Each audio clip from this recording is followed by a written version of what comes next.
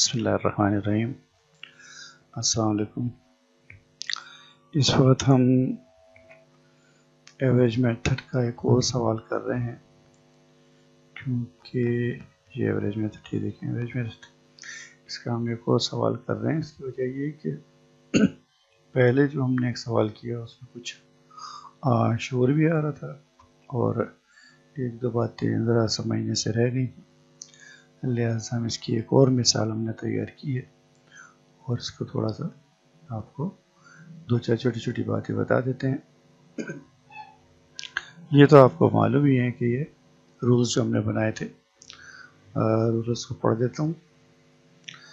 When we purchase, first write in receipt column, then plus with above balance column amount.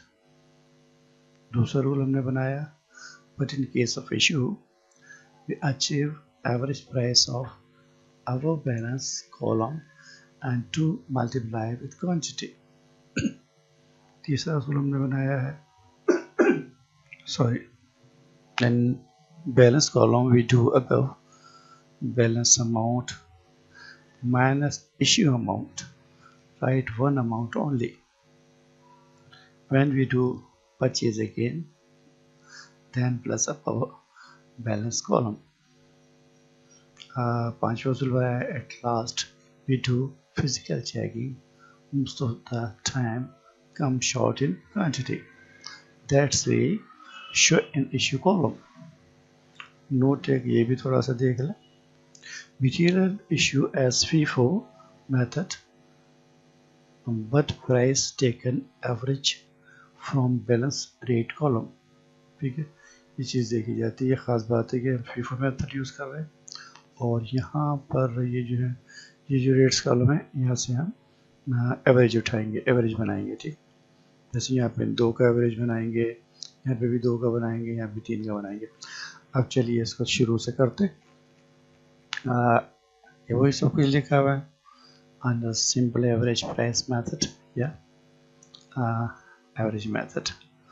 इसमें यही है कि पहले हम कोड नंबर लिखेंगे, नेम ऑफ मटेरियल लिखेंगे, फैशन डिज़ाइनिंग वाला बिजनेस है उसके अंदर से हमने ये उठाया है, तो हमने रील्स लिए हैं। यहाँ पर लोकेशन देख लेंगे, ऑर्डर नंबर लिख देंगे, डेट है, पार्टिकुलर्स है, रिसीट है, इशू है, बैलेंस है।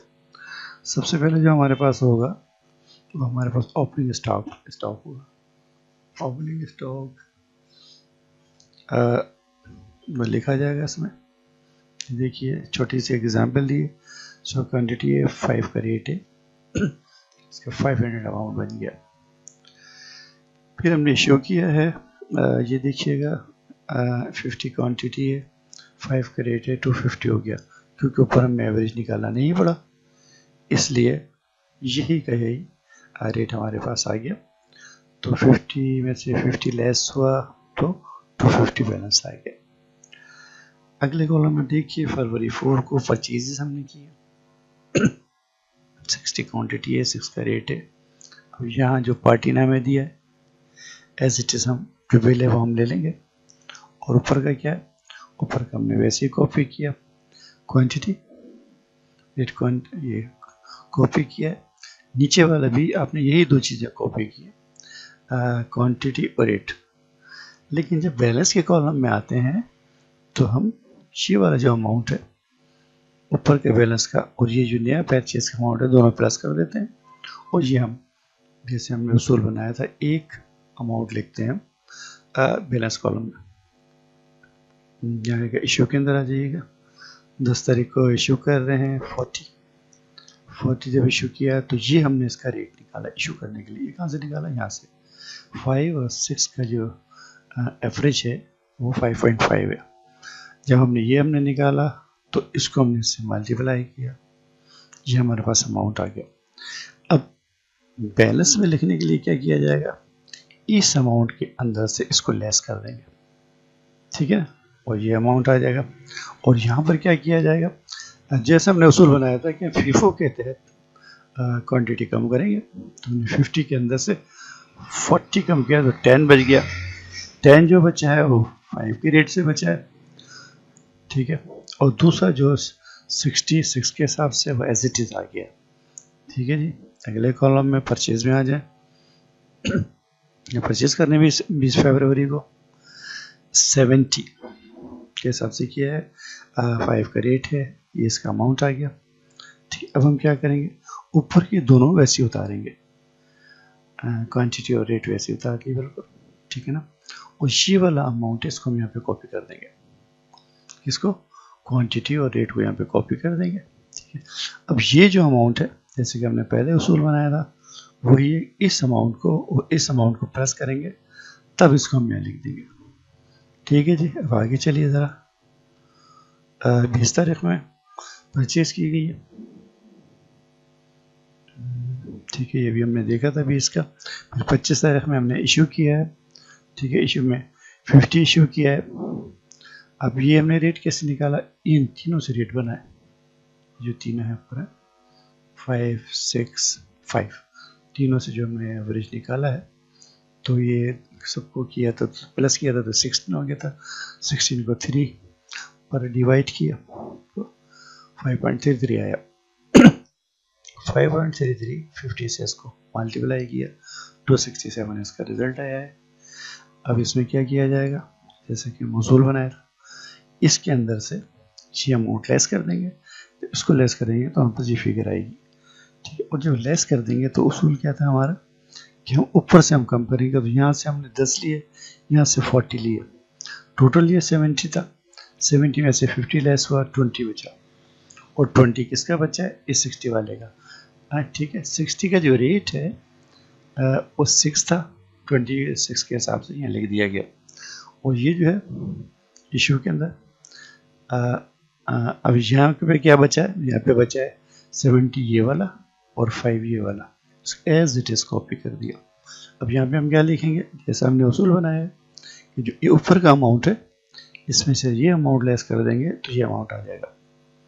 ठीक है जी, अब आगे चलते हैं। हम महीने के एंड पर 28 फरवरी को हम देखेंगे कि क्या पोजीशन है। फिजिकल काउंटिंग करेंगे तो नॉर्मली शॉर्ट होता है हमारे पास, तो हमारे 20 शॉर्ट हमारे पास निकले हैं पैकेट्स।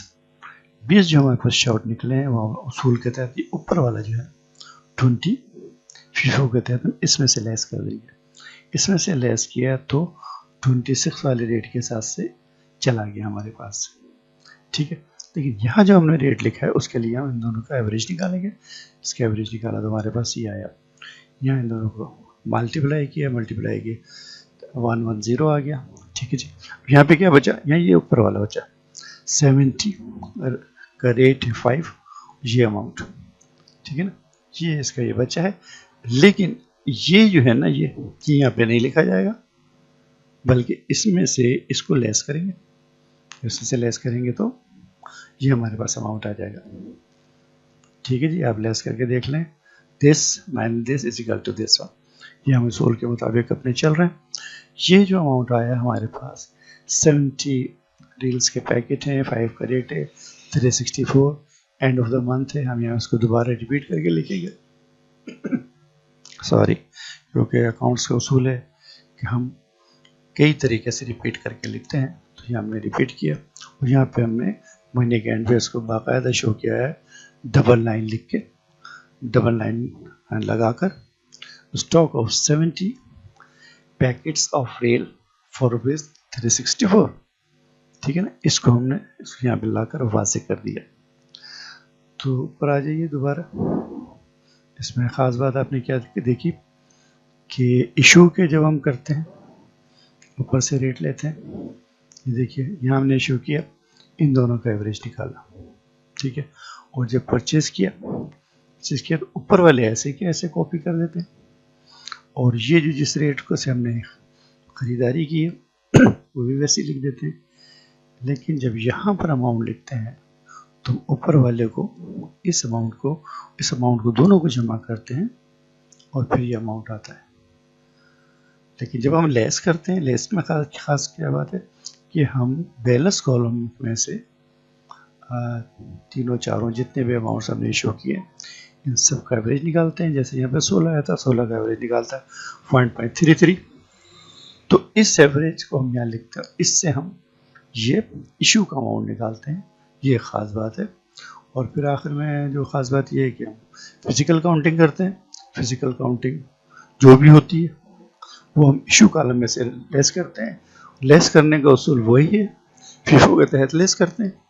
फीफो के तहत हमने यहाँ पे लेस किया था, ये 20 की अमाउंट 20 क्वान्टिटी थी 6 कैरेट से, तो यहाँ पर तो इसको 20 वाले को हमने इशू कर दिया था, तो सिर्फ हमारे पर 70 और 5 हमारे पास बचा था, एंड पेमेंट बचा था। ये हमने इसको रिपीट करके यहाँ पे लिखा और यहाँ पे इसको हमने वाज़े करके लिख दिया है।